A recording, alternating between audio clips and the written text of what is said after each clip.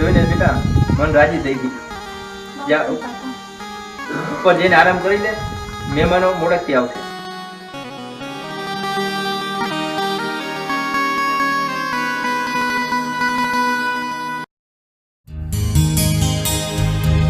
ઓહો, જય શ્રી કૃષ્ણ. જય શ્રી કૃષ્ણ. કેમ છો? આવજો, બેસી. આવવામાં તકલીફ નથી ને કઈ? ના, નથી. હા, લે. એ પાણી. હા. સ્મિતા બેટા, આ મહેમાનો આવી ગયા છે. આ પાપા આ તો હા બેટા, એ કેતનના મમ્મી પપ્પા છે. મેં જ એને બોલાવ્યું.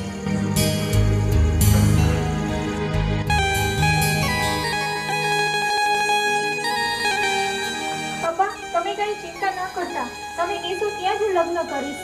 મને નહીં ખબર કે કેતનના મમ્મી પપ્પા અહીંયા કેવી રીતે. એને મેં જ બોલાવ્યું.